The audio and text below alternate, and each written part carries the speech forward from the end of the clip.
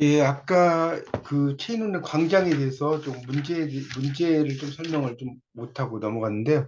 문제에 대한 이야기를 좀 하고 다시 어, 이야기를 드리도록 하겠습니다. 체인운행 광장에 대해서요.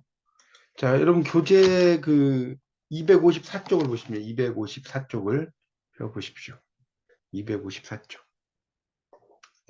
자, 여기 보면 이제 체인운행 광장에서 문제가 5문제가 나오는데 이 첫 번째 문제는 그 첫째 줄에 바다는 이렇게 나오는 게 있죠. 바다는 크레스파스보다부터 쭉 숨을 쉰다.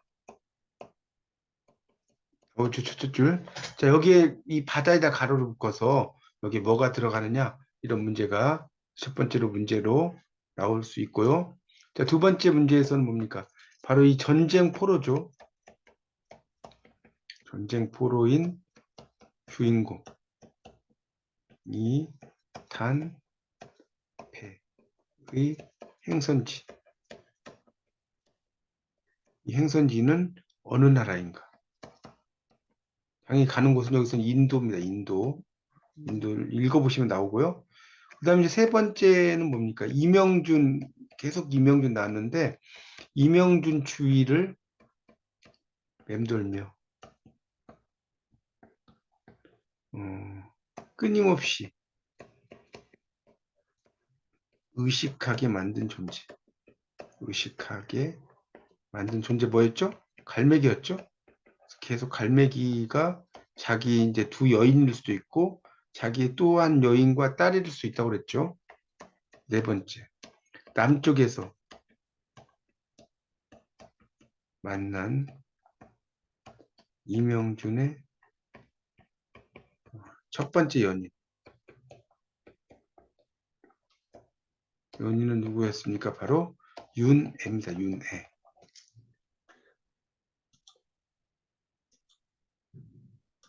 남쪽에서 만난 이명준의 첫 번째 연인은 윤애라고 써놓으시고요.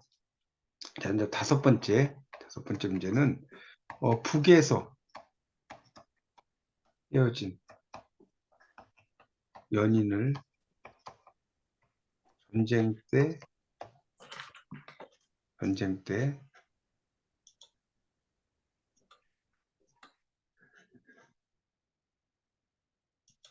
전쟁 때 다시 만났을 때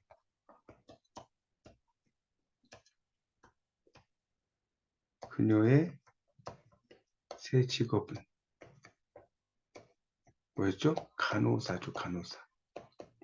이렇게 5개 문제가 있으니까 여러분이 꼭 알아두시면 좋겠습니다. 이게 이제 방송에서 이렇게 이제 문제가 나오는데 여기서 또 시험에 좀씩 나올 수가 있어요. 그러니까 여러분이 이걸 좀 알아두시고요. 이제 공부하는 방법은 뭐냐면 여기 있는 이 문제의 답이 어디에 있는지도 찾아가면서 이렇게 공부하시는 것도 아주 좋은 공부 방법이라고 할 수가 있겠습니다. 아시겠죠? 그래서 이 지금 5개의 문제를 잘 보시면서 필기하시고 거기에 대한 답을 한번 책을 읽으시면서 찾아보시면 좋겠습니다. 자, 이제 이번 시간에는 제 12장 서울 1964년 겨울이라는 김승옥의 아주 또 유명한 작품이죠. 김승옥의 작품은 이제 이 작품이 유명하고요. 또 다른 작품은 이제 무진기행이라는 작품으로도 상당히 유명합니다. 자, 그래서 12장은 바로 누굽니까? 서울 1964년 겨울이죠. 서울 1964년 겨울. 자, 이 작품은 언제 쓰여졌냐면 1965년에 쓰여졌어요. 65년작이고요. 이 내용은 어떤 내용입니까? 앞에 있는 내용보다 좀 가볍죠. 포장마차에서 우연히 만났죠. 우연히 만난 3명의 인물이죠. 3명의 인물이 대화를 하는데 어떤 대화를 하느냐? 무의미한 대화죠. 무의미한 대화와 행동. 자, 요게 이제 중요한 포인트고요. 그 다음에 이제 여기서는 또 하나의 포인트는 뭡니까? 무력한 지식인이죠. 무력한 지식인들. 네, 내면 풍경과 소통할 수 없는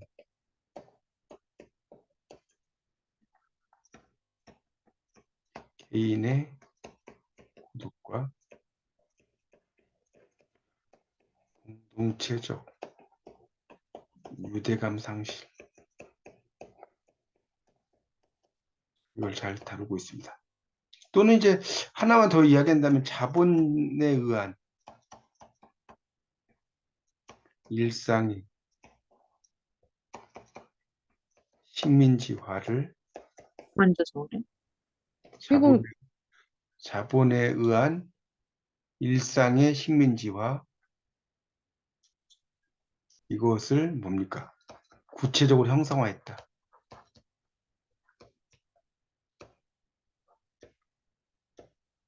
형성화했다라고 할 수가 있겠습니다. 그 세 가지 포장마차에서 만난 세 명의 인물의 무의미한 대화와 행동, 또 무력한 지식인들의 내면 풍경과 소통할 수 없는 개인의 고독과 공동체적 유대감 상실, 자본에 의한 일상의 식민지화를 구체적으로 형성화. 이것이 이제 이 작품의 가장 큰 특징이다라고 할 수가 있겠습니다. 자, 거기 김승옥이 나오죠. 12장. 1960년대를 대표하는 작가고요. 일본 오사카에서 태어나 전남 순천에 성장했고 1962년 단편 생명연습이 한국일보에 당선됐고요. 또 산문시대 동인 역사 무진갱 여기 무진갱이 나오죠. 그래서 이 무진갱의 무진이라는 곳이 어디냐? 이 순천의 갈대밭을 배경으로 했다라는 어떤 이야기가 있죠. 또 서울 1964년 겨울 이 두 작품이 이제 가장 유명한 작품이라고 할 수가 있겠습니다. 그래서 이제 이 무진기행이라는 것을 영화 안개로 이제 그 만들어서 각색을 하기도 했어요. 무진기행을 개작한 영화가 안개라는 영화가 있었습니다. 안개. 이 김승옥의 그래서 이제 김승옥이 이제 이 작품도 이제 관련돼서 각색도 맡고 뭐 그러기도 했습니다. 그래서 이제 이 작품은 이제 보통 이 작품에서는 문제가 한 5문제가 나와 있어요. 이 작품에 문제가 5문제 나오는데 문제를 먼저 바로 보죠. 첫 번째는 이 소설의 시간적 배경인 작품 속의 계절. 당연히 겨울이죠. 1964년 겨울이잖아요. 겨울. 이렇게 문제가 나오고요. 자, 두 번째는 지금 선술집에서 세 사람이 만나죠. 선술집에서 만난 그 세 사람이죠.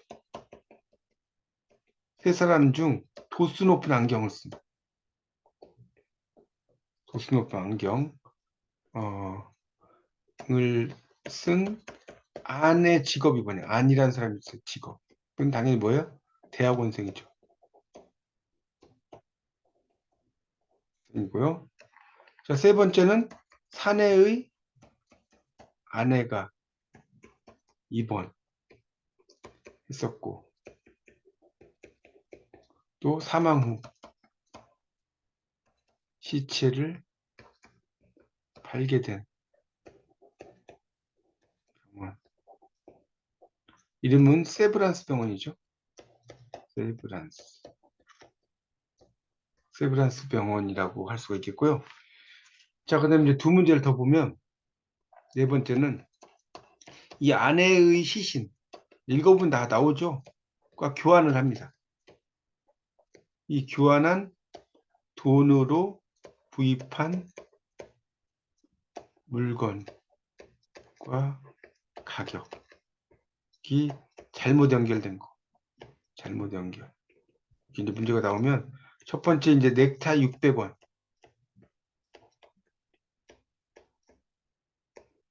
이건 맞고요. 두 번째는 귤 300원. 또 맞아요. 세 번째 소방차 1,900원. 이게 틀렸고요. 자, 그런지는 이제 여러분이 한번 찾아보세요. 실제로 읽어보시면 나오니까.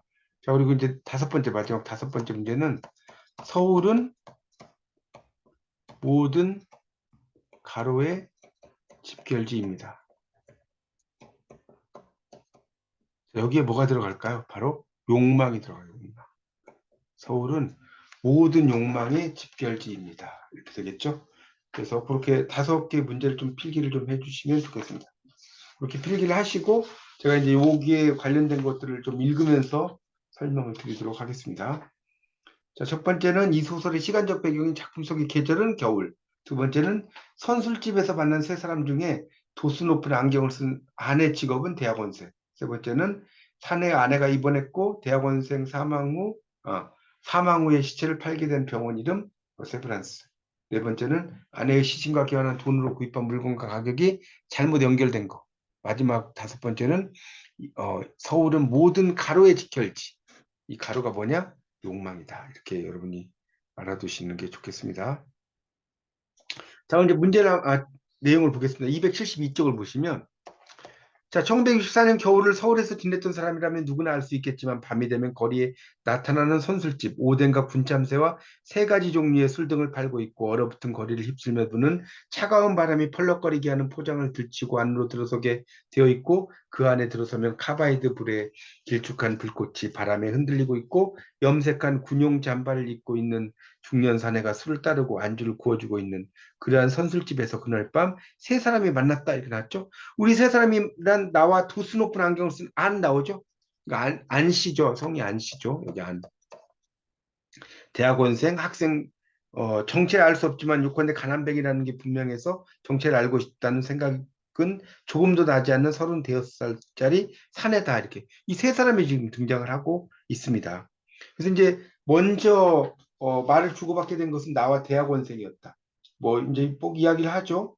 그래서 여기 보면 어, 그가 안시라는 성을 가진 25살짜리 대한민국 청년, 대학 구경을 해보지 못한 나로는 상상이 되지 않는 전공을 가진 대학원생, 부잣집 장남이라는 걸 알았고, 그는 내가 25살짜리 시골 출신 고등학교는 나오고 육군사관학교를 지원했다 실패하고, 군대 갔다 임질에 한번 걸려본 적이 있고, 지금은 구청 병사계에서 일하고 있다는 것을 알았을 것이다. 이렇게 나오죠. 그리고 이제 자기소개가 끝나고 나서 이제 군참새를 잡을 때 할 말이 생겼다. 그러니까 이제 예전에는 그 참새구이 이런 게 있었어요. 여러분 포장마차 뭐 예전에 1964년 이 무렵을 보시면 알겠지만 요즘에는 이런 게 없죠. 그렇죠? 그런 이야기 나옵니다. 그러다가 이제 파리를 사랑하십니까? 안녕? 아니요, 아직까진. 김영은 파리를 사랑하세요? 날 수 있으니까요. 아닙니다. 날 수 있는 것을 동시에 붙잡힐 수 있는 것이니까요. 이렇게 이야기하죠. 그러면서 이제 잠시 동안 표정을 꼼지락거리고 있었다. 이 표현 참 재밌죠. 나도 파리밖에는 뭐 이런 식으로 이제 의미 없는 대화를 막 오고 가는데 결국 이 서울이라는 곳은 뭡니까? 바로 이제 자본주의 도시라고 할 수가 있는 것이고요. 또는 어떤 도시와 일상성 이런 것을 가리킨다고 볼 수가 있겠습니다. 서울이. 그러니까 지금 제목이 1964년 겨울이잖아요. 그리고 밤이잖아요. 1964년 겨울밤 이야기거든요. 자, 그러니까 결국은 첫 번째는 이거 필기 좀 하세요. 1960년대 시대 상황. 이런 게 나타났다라고 볼 수가 있는 것이고, 그 다음에 두 번째는 뭡니까? 겨울의 정서죠. 겨울이니까. 그리고 세 번째는 낮이 아닌 밤의 이미지. 자, 이것이 이제 이 작품 속에 잘 드러나 있습니다. 그렇게 좀 필기를 좀 해주시면 좋겠습니다. 그래서 이제 술집에서 이제 세 사람이 뭐 이야기를 하는 그런 내용이죠. 그래서 이제 거기 그 뭡니까 273페이지 마지막 줄 김영 꿈틀거리는 걸 사랑하십니까 하고 그가 내게 물었던 것이다. 자 넘겨보세요. 사랑하고 말고요. 나는 갑자기 의기양양해져서 대답했다. 추억이란 그것이 슬픈 것이든지 기쁜 것이든지 그것을 생각하는 사람을 의기양양하게 한다. 슬픈 추억일 때는 고즈넉이 의기양양해지고 기쁜 추억일 때는 소란스럽게 의기양양해진다. 이런 식으로 이제 이야기를 또 하고 있죠. 하면서 이제 서로 간에 뭐 이야기들이 쭉 나와 있어요. 뭐 그거는 여러분이 한번 읽어보세요. 어떤 내용이 나오는지는 읽어보다가 거기 그 276쪽으로 넘어가겠습니다. 276쪽. 자, 276쪽으로 넘겨보시면 자, 거기 이제 중략 밑을 볼게요. 중략 밑에. 자, 우리는 여기 나왔죠. 우리는 자, 요 위에다 쓰세요. 등장인물 파악하기. 이렇게 하세요. 그래서 우리는 각기 계산하기 위해 호주머니에 손을 넣었다. 그때 한 사내가 우리에게 말을 걸어왔다. 우리 곁에서 술잔을 받아놓고 연탄불에 손을 쬐고 있던 사내였는데 술을 마시기 위해 거기에 들어온 것이 아니라 불을 쬐고 싶어 잠깐 들렀다는 꼴을 하고 있었다. 제법 깨끗한 코트를 입고 있었고 머리엔 기름도 얌전하게 발라서 카바이드 등 밑에 나왔죠? 카바이드를 이용하여 불을 밝히는 조명도구. 그래서 이제 불꽃이 너풀될 때마다 하이라이트가 움직이고 있었다. 뭐 이런 식으로 이야기가 되죠. 그러면서 이제 막 그 서로 간의 이야기가 쭉 나와요. 그건 읽어보시고 277쪽을 보겠습니다. 277쪽. 거기 밑에서 한 여섯째 줄 정도 볼게요. 277쪽에. 거기 뭐 이런 말 나오죠. 전봇대라고 시작되는. 전봇대에 붙은 약 광고판 속에 이쁜 여자가 춥지만 할 수 있느냐는 듯한 쓸쓸한 미소를 띠고 우리를 내다보고 있었다. 그러니까 이 시기가 바로 뭡니까? 1960년대 서울. 거기다 써보세요. 60년 서울 밤거리 이미지라는 거. 서울 밤거리 이미지. 그렇죠. 그렇게 필기하세요. 그래서 소주 광고 네온 사인이 열심히 명멸이란 건 깜빡거리는 거예요. 밝았다가 어두워졌다. 그걸 명멸이라고 그래. 좀 어려운 말로. 소주 광고 곁에서는 약 광고의 네온 사인이 하마터면 잊어버릴 뻔 했다는 듯이 황급히 꺼졌다가 다시 켜져서 빛나고 있었고, 완전히 얼어붙은 길 위에는 거지가 돌덩이처럼 엎드려 있고, 그 돌덩이 앞을 사람들이 빠르게. 그러니까 이거 읽어보면 어때요? 상당히 어떤 표현을 할 수 있느냐? 감수성이 이거 써놓으세요. 돋보이는 표현이다. 상당히 글을 잘 쓰죠. 감수성이 돋보이는 표현이라고 할 수가 있겠습니다. 278쪽 보세요. 그래서 종이 한 장이 바람에 휙 날리어서 거리의 저쪽에서 이쪽으로 날아오고 있었다. 그 종이 조각은 내 발 밑에 떨어졌다. 나는 종이 조각을 집어들었는데 그것은 이렇게 나왔죠. 밑에 미인이라고 써 서비스, 특별 이렇게 이제 나왔죠. 한 염가로 판매가 된다는 겁니다. 강조한 비어홀, 맥주집의 광고였다는 겁니다. 싼 값이죠, 염가니까. 그래서 그 밑에도 중략 나오죠. 말씀드리고 싶은 게 있는데요. 마음씨 좋은 아저씨가 말을 시작했다. 들어주시면 고맙겠습니다. 하면서 이제 아내 이야기가 나올 거예요. 보시면. 뭐라고 나옵니까? 오늘 낮에 제 아내가 죽었습니다. 이럽니다. 오늘 낮에. 거기다 밑줄 쳐놓으세요. 제 아내가 죽었습니다. 그리고 세브란스 병원 나오죠. 아까 문제. 동그라미. 입원하고 있는데 이젠 슬프지 않다는 얼굴로 우리를 빤히 쳐다보고 있었다. 그렇게 이야기하죠. 그거 참 안 되셨군요. 안 되셨네요. 조의를 피했죠. 아내와 나는 참 재밌게 살았습니다. 아내가 어린애를 낳지 못하기 때문에 시간은 몽땅 우리 두 사람의 것이었습니다. 돈은 넉넉하지 못했습니다만 그래도 돈이 생기면 어디든지 같이 재밌게 지냈습니다. 딸기철엔 수원에도 가고 뭐 이렇게 나오죠. 무슨 병환이셨던가요? 그러니까 급성 뇌막염. 아내는 옛날에 급성 맹장염 수술, 급성 폐렴, 괜찮았는데 급성에 죽었다. 그러니까 결국 이제 여기서 이야기하는 건 뭘까요? 절망감을 의미하는 절망감. 자, 그다음에 이제 오른쪽 보세요. 사내는 고개를 떨구고 한동안 무언지 입을 우물거리고 있었다. 아니, 손가락으로 내 무릎을 찌르며 우리는 꺼지는 게 어떻겠냐는 눈치를 보냈다. 아내와는 재작년에 결혼했습니다. 우연히 알게 됐습니다. 어, 친정이 대구 근처에 있다는 얘기만 했지 친정과는 내왕도 없었습니다. 하면서 뭘 할 수 없었다는 말입니까? 이야기하죠? 내 말을 못 들은 것 같았다. 고개를 들고 애원한 눈빛. 아내의 시체를 병원에 팔았습니다. 이렇게 나오죠. 그 밑에. 시체를 이제 파는 거예요. 서적 월부 판매 외교원에 지나지 않습니다. 돈 4천 원을 주고. 4천 원 나오죠. 주더군요. 그러니까 이제 4천 원은 일종의 장기 기증에 대한 돈이죠. 그렇게 써놓으세요. 두 분을 만나기 전까지도 세브란스 병원 울타리 곁에 서 있었습니다. 아내가 누워있을 시체실이 있는 건물을 알아보려고 했습니다. 만 어딘지 알 수 없습니다. 그냥 울타리 곁에 앉아서 병원의 큰 굴뚝에서 나오는 희끄무레한 연기만 바라보고 있었습니다. 어떻게 될까요? 학생들이 해부 실습하느라고 톱으로 머리를 가르고 칼로 배를 찍고 한다는데 정말 그러겠지요. 입을 다물고 수밖에 없었습니다. 사완이 닭광, 단무지죠? 그 파가 담긴 접시를 뭐 갖고 나갔다는 이야기가 나오고요. 넘기세요. 기분 나쁜 얘기를 해서 미안합니다. 280쪽이에요. 다만 누구에게라도 얘기하지 않고는 견딜 수가 없습니다. 하면서 돈을 쓰고 싶다고 해야죠. 그래서 같이 있어달라고 그래. 그러니까 결국 이 내용은 뭡니까? 280쪽으로 가면 하룻밤에 4천 원 쓰기 해요. 하룻밤에 4천 원 쓰기. 이렇게 이제 이해하시면 될 것 같습니다. 멋있게 써봅시다. 중국집에서 취해 있었고 돈은 1,000원이 없어졌고 웃고 있었고 뭐 이런 말 하죠. 그래서 이제 어디로 갈까요? 양품점에 쇼윈도우가 있었다라고 나왔죠. 밑에서 세 줄을 보세요. 넥타이를 골라가죠. 내 아내가 사주는 거야. 사내가 호통을 쳤다. 우리는 알록달록한 넥타이를 들었고 돈은 600원이 없어졌다. 맞죠? 이렇게 이제 나옵니다.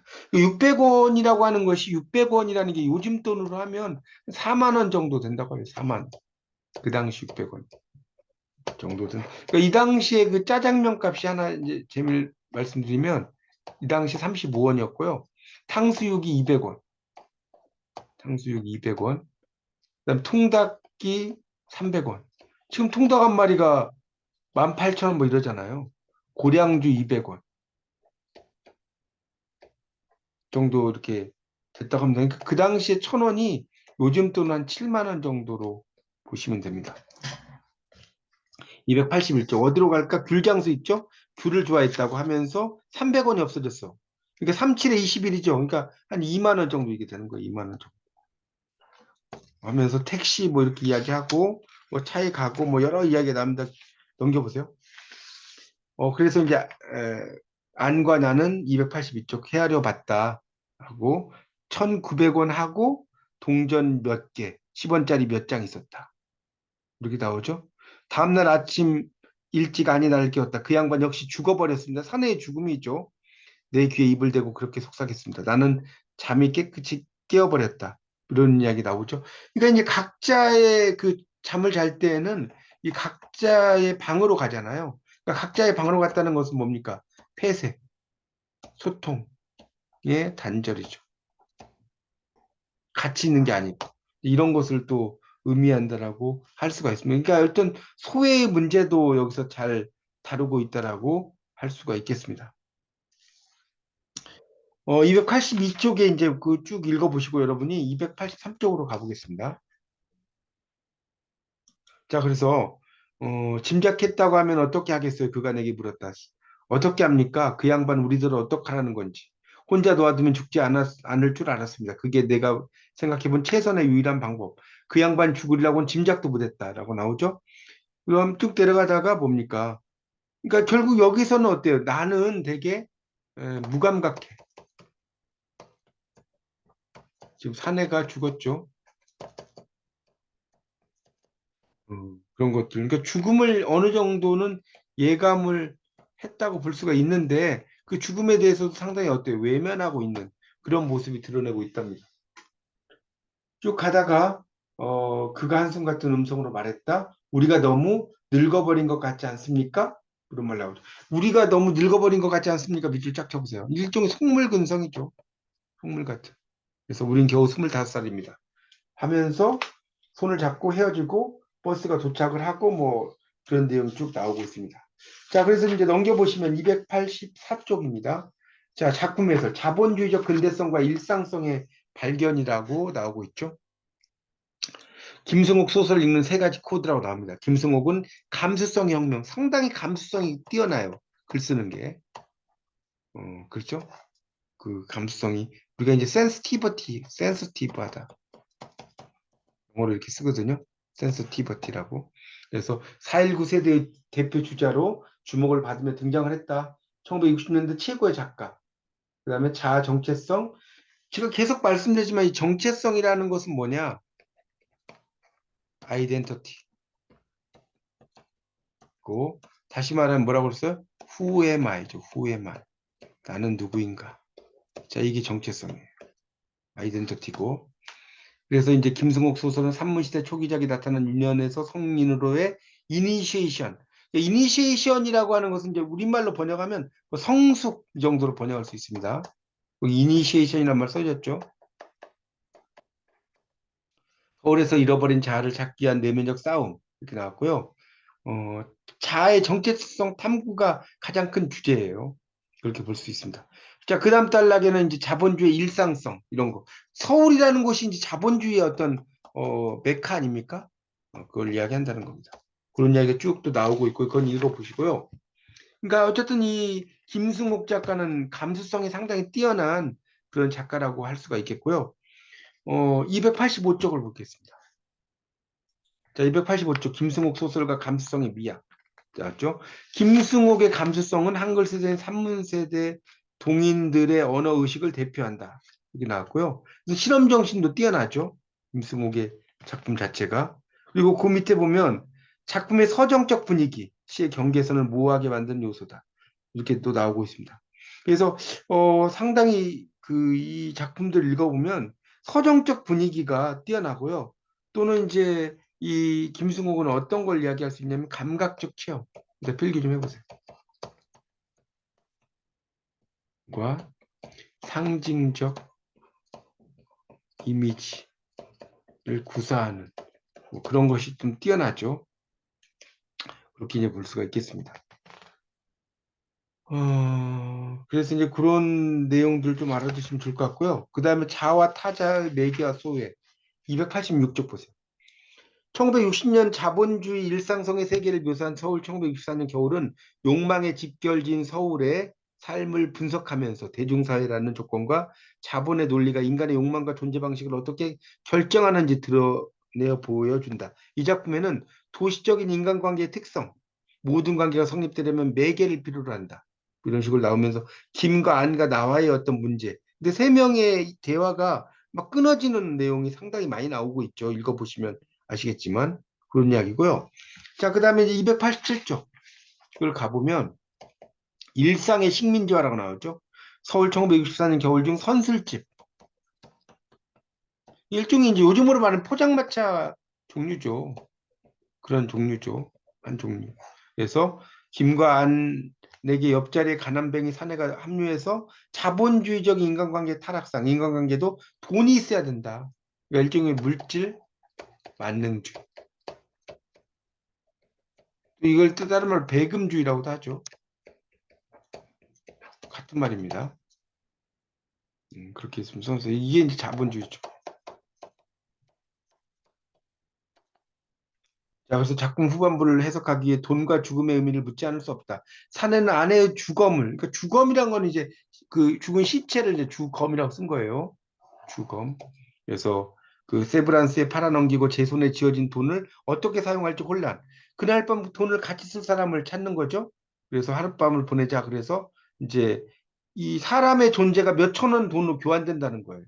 교환이야말로 자본주의의 원리죠. 인간 생명마저 교환 가치를 지닌다는 거죠.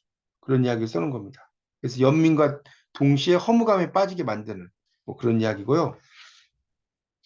넘겨보세요. 그래서 물건을 사고 돈을 지불하는 그러한 지극히 일상적인 행위를 통해서 자본주의 도시의 일상성 288쪽입니다.